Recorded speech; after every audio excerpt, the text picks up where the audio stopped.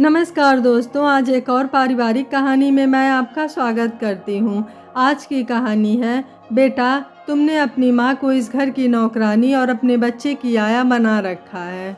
जीवन के 36 वर्ष कमलेश्वर बाबू और उनकी पत्नी कमला ने अपने तीनों बच्चों की पेट काट कर निज इच्छाओं का दमन कर परवरिश की, उच्च संस्कार दिए, पढ़ने के लिए प्रत्येक सुख सुविधा उपलब्ध करवाई। यह सोचकर नहीं कि वृद्धावस्था आराम से कटेगी, वरन अपना कर्तव्य समझकर बच्चों को सुरक्षित भविष्य प्रदान कर वे असीम आनंद का अनुभव किया करते थे। लोग गाड़ी बंगला नौकर चाकर देखकर उनसे ईर्ष्या करते। साधारण परिवार में जन्म लेकर अपने परिश्रम लगन के बलबूते पर उच्च पदासीन होने के पश्चात भी उनमें न तो अहंकार जड़ जमा पाया और न ही किसी आडंबर को प्रश्रय दिया।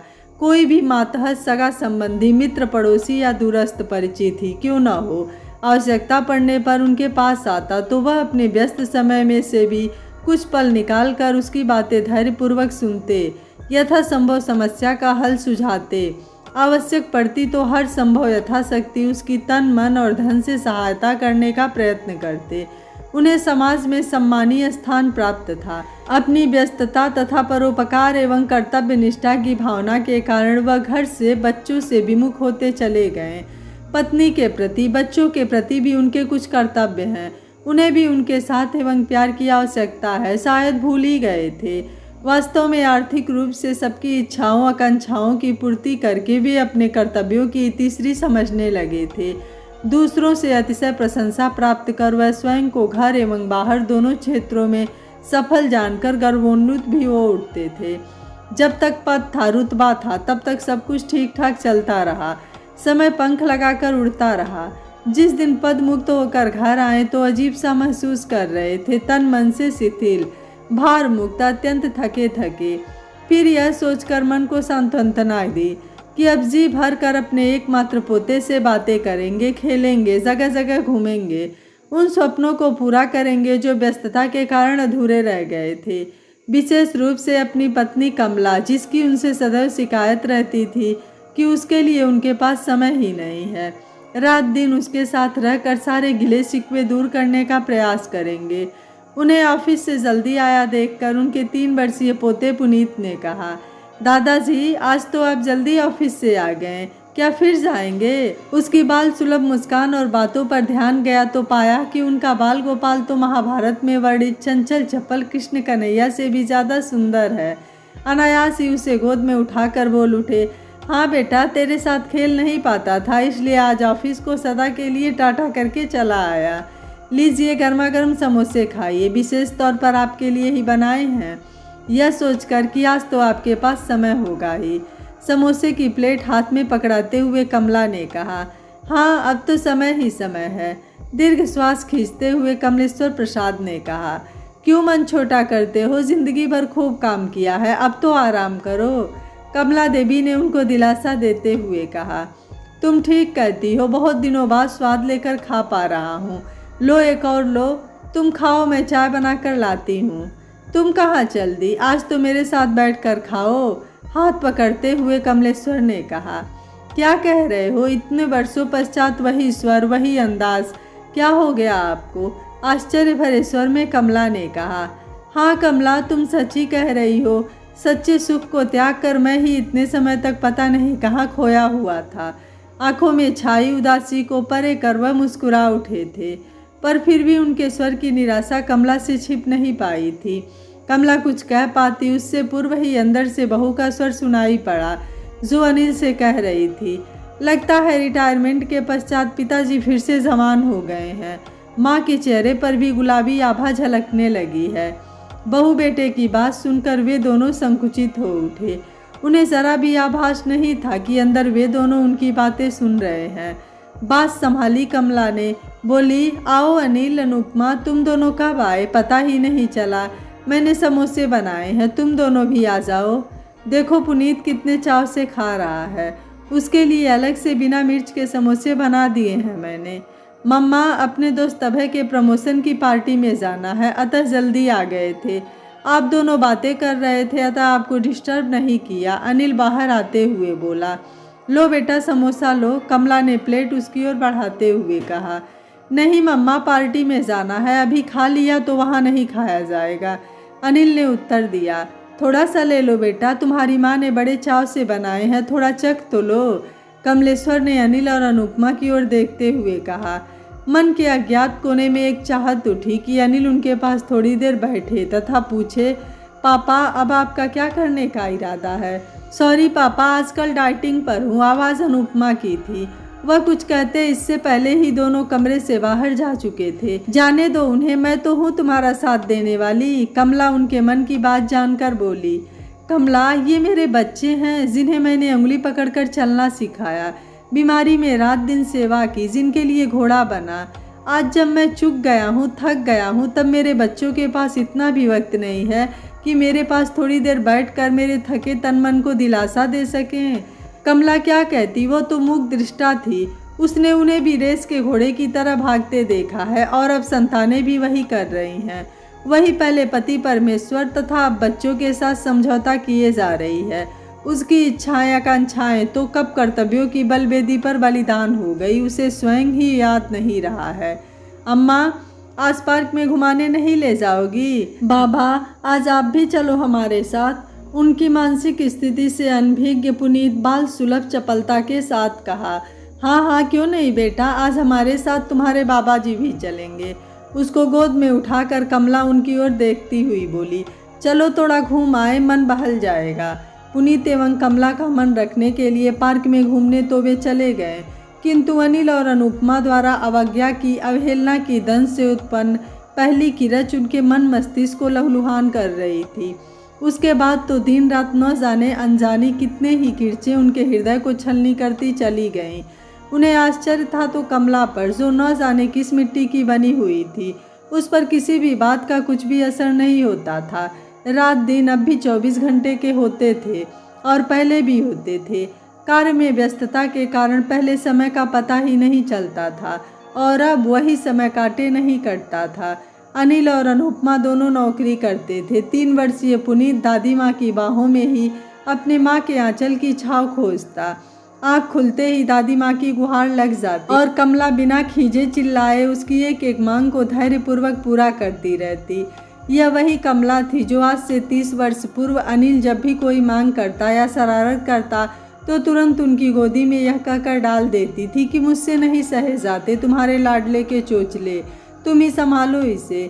2 वर्ष पश्चात ही नीलिमा के आगमन का समाचार सुनकर वह एकदम उदास हो कह उठी थी, पहले का लालन पालन तो ठीक से कर नहीं पा रही हूँ, अब इसे कैसे संभाल पाऊँगी। मैं इतनी जल्दी दूसरा बच्चा नहीं चाहती थी जी। और जब नीलिमा के पश्चात परिवार नियोजन के तरीके अपनाने के पश्चात भी पता नहीं कैसे नुपुर ने अपने आगमन की सूचना दी तो वह एकदम परकटे पंछी की भांति मायूस हो गई थी। उसके सारे स्वप्न कुछ करने की ही इच्छा छिन्न भिन्न हो गई थी। परिस्थितियों के अनुरूप कमला ने स्वयं को ढाल लिया था, फिर भी अतृप्ति की झलक कभी कभी उनके कार्यों में दिखी जाती थी। लेकिन उनके पुरुषोचित अहंकार ने कभी कमला के मन को चित्कार करती आत्मा को समझाने का प्रयत्न नहीं किया। अपने बार बार होते स्थानांतरण के कारण बच्चों की परवरिश के लिए कमला को इलाहाबाद रहना पड़ा। वह अकेले ही घर बाहर की समस्याओं से जूझती रही। जब वह जाता शिकायतों का पलिंदा खुल जाता, पर धीरे धीरे शिकायतें भी समाप्त हो गई थी। आज जब उसको पुनीत का समस्त कार्य एवं रसोई की जिम्मेदारी संभालते देखते तो पता नहीं क्यों झुझला उठते थे। पुनीत के कारण वह उनको भी समय नहीं दे पा रही थी। यह क्या झंझट पाल लिया है तुमने? अपने बच्चों का तो एक एक काम तुम बिना झुझलाए नहीं करती थी। माँ का काम क्या बच्चे पैदा करना ही है? ऑफिस जाने से पूर्व अनुपमा क्यों नहीं पुनीत का सारा काम करके जाती है? एक दिन झुझलाकर कमलेश्वर ने कहा, जब तुम व्यस्त थे तब मैंने इसी में अपना मन लगा लिया, अब मुझे अच्छा भी लगने लगा है। लेकिन अब तो मैं हूँ, तुमसे बातें करना चाहता हूँ, तुम्हारे संग घूमना चाहता हूँ, तो तुम्हारे पास समय ही नहीं है। चाहती तो मैं भी हूँ, लेकिन अभी इस उम्र में कोई हमें घूमते या ऐसे बैठे बतियाते देखेगा तो क्या सोचेगा? तुम भी किन दिनों की बातें ले बैठी? आखिर हम पति पत्नी हैं, शाम को पिक्चर देखने चलेंगे। कपूर कह रहा था केसरी अच्छी साफ सुथरी फिल्म है, पूछ लेना बेटे से। मेरे लिए तो उसके पास समय ही नहीं है। यदि वे चलते हैं तो ठीक, वरना पुनीत को वे संभालेंगे। कई मित्रों से मिलने जाना है। जब भी फ़ोन पर बातें होती है कहते हैं कभी आओ ना यार, रिटायर क्या हुए, तुमने तो स्वयं को घर में ही कैद कर लिया है। पर इस बार अकेले नहीं, भाभी जी को भी लेकर आना। वे लोग हर शनिवार मिलते रहते हैं। शाम को अनिल एवं अनुपमा को पिक्चर चलने के लिए कहा तो बोले, मम्मा मिसेज एवं मिस्टर शर्मा अपने विवाह की वर्षगांठ की पार्टी दे रहे हैं, अतः जाना आवश्यक है। आप कल पिक्चर चले जाना, वरना पुनीत को कौन संभालेगा। पीछे से फुसफुसाहट सुनाई पड़ी। इस उम्र में सिनेमा देखने का शौक चल रहा है। खून उबल पड़ा था कमलेश्वर का, किंतु ऐसी उज्जर संतान के क्या मुंह लगना, सोचकर चुप लगा गए थे। सुबह से शाम तक कमला ही चौके चूल्हे में लगी रहती थी। ऑफिस जाने के लिए तैयार होना है, अतः अनुपमा नाश्ता बनाने में मदद नहीं कर पाती थी। शाम को उनका अक्सर ही कहीं बाहर जाने का कार्यक्रम रहता था। उनके लिए घर घर न रहकर गेस्ट हाउस था। वे गेस्ट के रूम में रह रहे थे। काम करने के लिए और बच्चों को संभालने के लिए हाया रूपी माँ थी ही। विरोध करने पर कमला कहती, क्यों परेशान हो रहे हो, पोते के लिए ही तो कर रही हूँ। कहा भी है कि मूल से सूद ज़्यादा प्यारा होता है। रात्रि में भी पुनीत जब उन्हें तंग करता तो उन्हें दे जाते। मम्मा तुम ही संभालो, तुम्हारे लाड प्यार ने इसे जिद्दी बना दिया है। सोने में देर हो गई तो सुबह उठने एवं ऑफिस जाने में परेशानी हो जाएगी। वह क्या कहती, पानी का पंप चलाने के लिए उन्हें उनसे भी जल्दी उठना पड़ता है। यदि पानी नहीं भर पाए तो पानी की सप्लाई बंद होने के कारण दैनिक कार्य करने भी असंभव हो जाएंगे। पुनीत आते ही कहता, दादी माँ उस लाल परी की कहानी सुनाओ जो सुंदर राजकुमार को उसके माता पिता से छीनकर अपने महल में कैद कर लेती है। और नन्हा पुनीत अनेकों बार सुनी कहानी को सुनते सुनते उनकी ममत्व की चादरी में बेखौफ सो जाता है। एक दिन अनिल आकर बोला, मम्मा कल मेरा मित्र निखिल अमेरिका से आ रहा है, उसको खाने पर बुला रहा हूँ। अनुपमा ऑफिस से छुट्टी लेकर आपकी सहायता करवा देगी, परंतु आपके हाथ के खाने में जो स्वाद है वो किसी अन्य के बनाए खाने में कहाँ। मैं खोआ लेकर आया हूँ, प्लीज़ माँ गुलाब जामुन बना देगा और अनुपमा को भी सिखा देना। बेटे के मुखार बिंदु से अपने बनाए खाने की प्रशंसा सुनकर कमला गदगद हो उठी थी, किंतु कमलेश्वर झुझला कर बोले, जब काम है तो अच्छी माँ, प्यारी माँ, वरना मुड़कर भी नहीं देखेंगे। महीने भर से तुम्हें खांसी हो रही है, क्या किसी ने पूछा कि माँ तुम खांसी की कोई दवा ले रही हो या नहीं, या तुमने किसी को दिखाया? क्यों खून जला रहे हो? ज़्यादा सोचोगे तो कोई बीमारी पाल बैठोगे। या क्यों नहीं सोच लेते कि अब हमें इन्हीं के साथ ऐसी ही स्थिति में रहना है, समझौता करना ही पड़ेगा और कहीं जा भी तो नहीं सकते। एक ही तो बेटा है, एक बेटी इंग्लैंड में और दूसरी कनाडा में है। संतोष है तो बस इतना कि वे दोनों ही अपने पति और बच्चों के साथ सुखी एवं संतुष्ट जीवन व्यतीत कर रही हैं। न जाने कितने दिन और बाकी है जीवन के अंतिम प्रहर में भी यदि हम किसी के लिए उपयोगी बन सके तो यह हमारी उपलब्धि होगी, न कि हार। बुढ़ापे में उनसे ज़्यादा हमें उनकी आवश्यकता है। यही तो तुम्हारी भूल है, कमजोरी है। इसी का फायदा दोनों उठा रहे हैं, कमलेश्वर ने तिक्त स्वर में कहा था। दूसरे दिन का डिनर अच्छा रहा। निखिल भी खाने की प्रशंसा करते थक नहीं रहा था, किंतु इस प्रशंसा की हकदार बनी अनुपमा। रसोई में लगी रही कमला और वाक्पटुता से मन मोह लिया अनुपमा ने। जब मित्र चला गया तो अनिल मध्यम स्वर में बोला था, पापा सूप को आवाज़ करते हुए पीना आज की सोसाइटी में असभ्यता माना जाता है। उत्तर की प्रतीक्षा किए बिना अनिल अपने कमरे में चला गया। एक और किरच उड़कर उनके हृदय को लहूलुहान कर गई थी। अनगिनत पार्टियों में वे मंत्रियों एवं बड़े बड़े अधिकारियों के साथ सम्मिलित हुए थे, लेकिन कभी किसी ने उनका उपहास नहीं उड़ाया था। यह सच है कि चाय या सूप पीते समय सू की आवाज़ अनजाने अनचाहे उनके मुंह से निकल ही जाती थी। कई बार उनको स्वयं आभास हुआ था, वह उसको रोकने का प्रयास करते लेकिन नहीं रोक पाता, और अब तो 5-6 महीने में वह अपना अस्तित्व ही भुला बैठे थे। पुनीत के कारण कमला कहीं निकल ही नहीं पाती थी। अब इस उम्र में पोते को गोद में उठाकर चल भी नहीं सकते थे। अकेले जाते तो लोगों के व्यंग बाणों का सामना करना पड़ता। कहाँ छोड़ आए भाभी जी को, कम से कम अब तो साथ लेकर घुमा करो, इत्यादि इत्यादि। सामाजिक जीवन से लगभग कट चुके थे। शादी विवाह मुंडन समारोहों में जहाँ जाना अति आवश्यक होता वहीं जा पाते थे। कमला कभी कहती, तुम्हें तो पहले पढ़ने का शौक था, कहते थे कि समय मिला तो दिव्यांगों पर एक पुस्तक लिखूंगा। पुस्तकालय में जाकर कुछ जानकारियाँ भी प्राप्त की थी। उसी पर पुनः कार्य आरंभ क्यों नहीं करते? समय भी कट जाएगा और मन भी नहीं भटकेगा। या सुबह शाम मन की शांति के लिए गायत्री मंत्र का ही जाप कर लिया करो, या फिर गार्डनिंग का पुराना शौक अपना लो। किंतु उनका तन और मन एकदम खाली हो गया था, एकदम विचार शून्य, खोखला। एकाग्रचित होने का प्रयत्न भी करते तो मन निरर्थक भटकने लगता था। अपने उन स्वर्णिम दिनों के आसपास जहाँ लोग उनके आदेश की प्रतीक्षा में खड़े रहते थे। उनके मित्र रामेश्वर खन्ना ने रिटायरमेंट के पश्चात ही उनसे अपनी फैक्ट्री में ज्वाइन कर उसे संभालने का आग्रह किया था, किंतु वे आराम करना चाहते थे। बेटे, बहू, पत्नी एवं पोते के साथ जीवन का अंतिम प्रहर बिताना चाहते थे, अतः मना कर दिया था। किंतु अब उन्हें लगने लगा था कि उस वक्त उनका निर्णय गलत था। आज के युग में आपसी प्रेम संबंध चाहे पुत्र पुत्री का ही क्यों न हो, आर्थिक स्वावलंबन पर ही टिके हैं। कुर्सी की ही पूछ है। यद्यपि पैसों की कमी अब भी नहीं थी, किंतु रुतबा तो न था। तन से भी अधिक वे मन से भावनात्मक रूप से अव्यवस्थित एवं असंयमित होते जा रहे थे।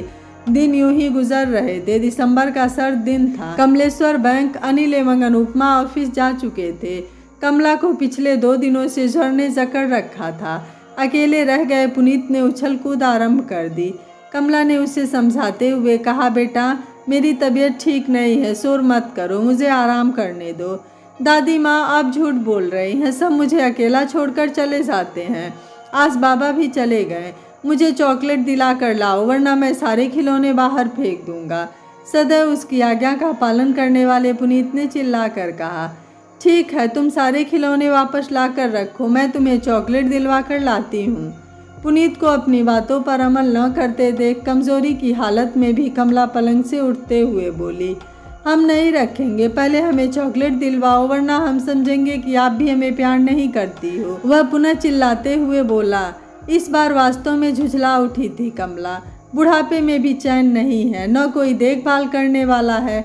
क्या लोग इसीलिए बच्चों की कामना करते हैं? 9 महीने गर्भ में रखकर खून से सींच कर दर्द सहकर स्वयं गीले में सोकर पालते पोसते हैं। क्या इसी दिन के लिए? दुख और क्षोभ से वह चिल्ला उठी, पुनीत, यदि तुम मेरा कहना नहीं मानोगे तो मैं भी तुम्हारी कोई बात नहीं मानूंगी। चलो उठाओ अपने खिलौने। पहली बार दादी अम्मा से डांट खाकर मासूम नाजुक पुनीत रो पड़ा। अचानक ही अपनी बेबसी पर उन्हें भी रोना आ गया था। दूसरों के अपराध की सजा इस मासूम को क्यों? जिस बच्चे को माँ बाप के प्यार का साया नसीब न हो, वह उद्दंड तो बनेगा ही। उसे वे अपने प्यार के आंचल में संरक्षण देंगी। उसकी कोमल भावनाओं को पत्थर नहीं बनने देंगी। फूल से कोमल मुखड़े को आंसुओं से तरबतर देखकर वह भाव विह्वल हो उठी। शिथिल कदमों से चलकर उसे गले से लगाया, फिर आंचल से उसके आंसुओं को पोंछ कर बोली, रो मत बेटा, चल तुझे चॉकलेट दिलाकर लाती हूँ। फ्रिज के ऊपर रखा पर्स उठाकर पैरों में चप्पल डालकर यह सोचकर यूं ही चल दी कि पास के नुक्कड़ पर ही तो दुकान है। एकाएक अपनी मांग पूरी हो देख बेहद खुश हो उठा था पुनीत। वह उनकी उंगली पकड़कर लगभग खींचे ले जा रहा था। बाहर की ठंडी हवाएं कनपटियों को भेदती जा रही थी। न जाने कैसे तभी एक स्कूटर पास से धक्का मारते हुए निकल गया। कमला गिरी, साथ में पुनीत भी। पुनीत का सिर पास में पड़े पत्थर से जा टकराया। कमला के पैर से भी खून बहने लगा। कुछ कमजोरी, कुछ चोट के प्रभाव के कारण वह उठने में स्वयं को असमर्थ पा रही थी। तभी अचानक किसी कार्यवश अनुपमा घर आई। पुनीत को घिरा देखकर वह तुरंत चिल्ला उठी, क्या हुआ मेरे बेटे को? अम्मा जी, आप तो बुजुर्ग हैं, एक बच्चे को भी नहीं संभाल सकती।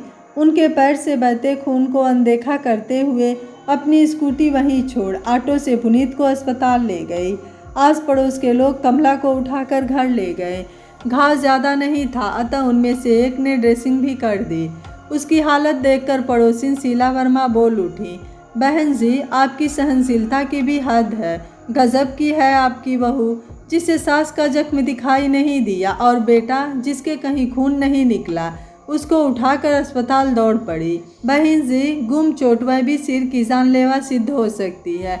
बहू समझदार है, तभी वह उसको तुरंत अस्पताल ले गई। कमला ने उनकी बात काटी थी। बेटा बहू चाहे जैसे भी हो, अगर वह स्वयं ही बाहर वालों की बातों का समर्थन कर उनको दोषी ठहराएंगी तो बाहर वालों के मुंह तो और भी खुलते जाएंगे। उन्हें तो दूसरों के घरे में ताका झाकी कर टीका टिप्पणी करने के लिए ऐसे अवसरों की सदा तलाश रहती ही है। अतः उसने शीला को टोक कर उसका मुंह बंद करने की चेष्टा की थी। कमलेश्वर को आते देखकर शीला वर्मा चली गई। घटना एवं बहू के व्यवहार का सुनकर वे सन्न रह गए। कमला, अब मैं और सहन नहीं कर सकता। इतना गया गुजरा भी नहीं हूँ कि पत्नी के मान सम्मान की रक्षा भी न कर पाऊँ। आज भी रामेश्वर खन्ना मिले थे, अपनी कंपनी के मैनेजिंग डायरेक्टर के पद को स्वीकार कर लेने का भी आग्रह कर रहे थे। इसी वक्त उन्हें अपनी सहमति दे देता हूँ, कल से कार्यभार संभाल लूँगा। सोचा था बहुत काम कर चुका, अब बची जिंदगी परिवार के मध्य हंसी खुशी व्यतीत करूँगा। लेकिन बेकार इंसान कचरे के ढेर से भी गया गुजरा होता है। कचरे के ढेर से भी लोग उपयोगी वस्तुओं को ढूंढ ढूंढ कर उपयोग में ले लेते हैं, किंतु बेकार आदमी को घर के कोने में डालकर सदैव प्रताड़ित करने में ही उन्हें आत्मिक संतोष मिलता है। आज तुम्हारी हालत मेरे कारण ही हुई है। मैं बाहर की दुनिया में व्यस्त रहा और तुम इनकी इच्छाओं और आकांक्षाओं को पूरा करते करते अपना आत्मसम्मान भी खो बैठी। अब इन्हें तुम्हारी कोखजाई संतानों को इतनी भी चिंता नहीं रही है कि तुम्हारी भी कोई इच्छा है, आकांक्षा है, अभिलाषा भी है। यहाँ तक कि उन्हें तुम्हारी हारी बीमारी और परेशानी की भी चिंता नहीं रही है। उनको क्यों दोष दूँ? सारी गलती मेरी है। मैंने ही कब तुम्हारी इच्छा अनिच्छा को जानने की कोशिश की। अब जब तुम्हें आराम की आवश्यकता है तब भी तुम अपने बूढ़े कंधों पर घर की पूरी जिम्मेदारी उठाई हो, पर अब मैं ऐसा नहीं होने दूंगा। कमला कुछ कह पाती इससे पहले ही कमलेश्वर ने टेलीफोन पर अपनी स्वीकृति रामेश्वर खन्ना को दे दी तथा कह दिया कि वे अभी इसी वक्त बीरपुर जाने के लिए तैयार हैं। बीरपुर उनके घर से लगभग 20 किलोमीटर दूर है। वे अपने कमरे में जाकर आवश्यक सामान पैक करने लगे। इतनी हड़बड़ी ठीक नहीं है जी, कोई भी फैसला जल्दबाजी में नहीं करना चाहिए। लोग क्या कहेंगे, बेटे बहू क्या सोचेंगे? तुम तो इतने स्वार्थी कभी न थे। दूसरों की सेवा कर तुम सदा आनंदित होते थे।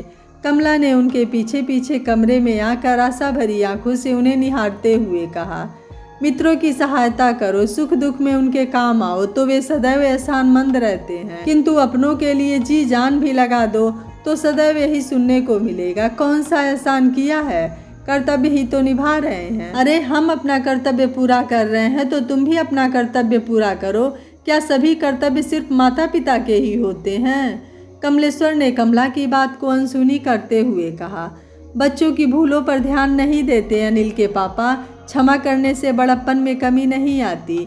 निराश स्वर में एक बार कमला ने उन्हें समझाने का प्रयत्न किया था। तुम्हें देवी बनना है तो बनो, किंतु मैं देवता नहीं बन सकता। तुम अगर मेरा साथ देना चाहो तो ठीक है, वरना मैं अकेला ही चला जाऊंगा। गाड़ी आती ही होगी। तुम्हारे साथ 7 फेरे लिए हैं जी, जन्म जन्मांतर तक साथ रहने का वचन दिया है। तुम्हें कैसे छोड़ सकती हूँ? जीवन का एक एक पल तुम्हारा है। तुम्हारे लिए, तुम्हारी संतानों के लिए जीवन अर्पण कर दिया है मैंने। फिर अब परीक्षा क्यों? चलो जहाँ तुम कहोगे आंख बंद करके चल पड़ूंगी, किंतु बच्चों को तो आ जाने दो। ठीक है, उस पल का भी इंतजार कर लेता हूँ। किस उपमा से अलंकृत करते हैं तुम्हें तुम्हारे साहबजादे। अपने खून का एक और उपहार ग्रहण करके देख लूँ। सचमुच आते ही अनिल बरस पड़ा था। मम्मा देख कर चला करो, बच ही गया आज पुनीत, वरना क्या से क्या हो जाता। उसके पीछे अनुपमा पुनीत को गोद में लिए कुछ कहने को आकुल व्याकुल लग रही थी कि कमलेश्वर दहाड़े, बेटा जैसा आज तुझे अपने बेटे का ख्याल है वैसे ही कल से ज्वर से तप रही तेरी माँ ने तुझे सीने से लगाकर पाला और ख्याल रखा था, और आज वह तेरी नज़रों में तेरे बच्चे की देखभाल करने लायक भी नहीं रही। सच तो यह है कि हम दोनों ही व्यर्थ हो गए हैं तुम्हारे लिए। हम दोनों जा रहे हैं। यह घर हमारी ओर से तुम्हें मुबारक हो। जब तक हाथ पैरों में ताकत रहेगी काम करता रहूँगा। फिर वृद्धाश्रम में अपने लिए एक कमरा बुक करवा लूँगा, जिससे कम से कम तुम जैसे स्वार्थी इंसान का मुंह तो न देखना पड़े, न यह सुनना पड़े कि घर से निकाल कर हमने तुम्हारे साथ अन्याय किया है। माता पिता सदा बच्चों को देते ही हैं, लेते नहीं। इसकी एवज में वो बच्चे से मान सम्मान चाहते हैं। अगर वह भी नहीं मिले तो अलग रहना ही श्रेयस्कर है। कमला की आंखों से गंगा जमुना बह रही थी, किंतु मुंह बंद था। लेकिन पापा, ऐसी बीमार हालत में माँ कहाँ जाएगी? कल्पना विहीन स्थिति की भयंकरता को देखकर परेशान अनिल ने कहा, तुझे माँ की चिंता है या अपने बच्चे की देखभाल के लिए एक आया की? पापा जी, आप ऐसा क्यों कह रहे हैं? क्या हमसे कोई गलती हो गई या अपना कर्तव्य ठीक से निभा नहीं पाए? अनुपमा ने कहा। नहीं बेटा, कसूर तुम्हारा नहीं था। अपनी नौकरी, पद, रुतबा और प्रसिद्धि के जुनून में मैं ही भूल गया था कि तुम्हारी माँ का भी अस्तित्व है। हम सब ने उसके मनोभावों को इतना रौंदा कि वह स्वयं के अस्तित्व को ही भूल गई। यूँ तो जानवर भी जी लेते हैं, लेकिन जहाँ मान सम्मान न हो वह जीवन तो जानवर से भी बदतर है। अब मैं तुम्हारी माँ को वह सब कुछ देना चाहता हूँ जिसका कि वह हकदार है। तुम दोनों योग्य हो, समझदार हो। कब तक इन बूढ़े कंधों की बैसाखियों के सहारे जीवन ढोओगे? अपनी समस्याओं से स्वयं लड़ना सीखो। आग से खेलोगे तो हाथ जलेगा ही। हाथ जलेगा तो दर्द भी होगा। कम से कम फिर दूसरों को दोष तो नहीं दोगे। तभी ड्राइवर ने आकर गाड़ी के आने की सूचना दी। कमलेश्वर बोले, चलो कमला। अनिल और अनुपमा की ओर मुखातिब होकर पुनः बोले, तुम्हें बता दूं, मैं नकारा नहीं हूँ। अपना और अपनी पत्नी का बोझ मैं स्वयं उठा सकता हूँ। मैं बीरपुर जा रहा हूँ। तुम सबके मोह के वशीभूत पिछले 6 महीने से श्री रामेश्वर खन्ना का ऑफर ठुकरा रहा था। सॉरी पापा, हमें क्षमा कर दीजिए। क्षमा उसे किया जाता है जिसे अपने गलती का एहसास हो। पर पापा, तुम हमें नकार सकते हो पर हम नहीं। जब भी तुम्हें हमारी आवश्यकता पड़े आ जाना। मेरा द्वार तुम्हारे लिए सदैव खुला रहेगा। निर्विकार मुद्रा में कमलेश्वर ने कहा। दादी माँ, बाबा मत जाओ। दादी माँ मत जाओ। अब मैं कभी जिद नहीं करूँगा। माँ की गोद से उतर कर मासूम पुनीत ने दादी माँ का आंचल थाम लिया था। बेबस हिरनी की तरह कभी वे कमलेश्वर को देखती तो कभी अपने बाल गोपाल को। अनिल और अनुपमा तो अप्रत्याशित स्थिति के लिए तैयार ही नहीं थे, पर इतना अवश्य समझ गए थे कि अब उन्हें रोक पाना संभव नहीं है। कमला ने धीरे से आंचल छुड़ाया, पुनीत के माथे पर चुंबन अंकित किया एवं आंखों में आए आंसुओं को आंखों में ही कैद करने का प्रयास करते हुए वह धीरे धीरे कमलेश्वर के चरण चिन्हों का अनुसरण करते हुए चल दी। मन का अंतर्द्वंद उन्हें चैन नहीं लेने दे रहा था। बड़ों के अहम के टकराव में उस बेचारी नन्ही जान का क्या दोष? हमें मासूम की मासूम भावनाओं से खेलने का क्या हक है? कमलेश्वर के फैसले के सम्मुख वह सदा की तरह आज भी विवश थे और उनके बेटे बहू अपनी गलतियों के लिए पछताते रह गए थे। आपको कमलेश्वर जी का फैसला कैसा लगा? आप मुझे अपनी राय कमेंट बॉक्स में ज़रूर दीजिएगा। वीडियो पसंद आया है तो वीडियो को लाइक, शेयर एंड चैनल को सब्सक्राइब कर लीजिएगा। Thank you for watching. मिलते हैं अगली कहानी में।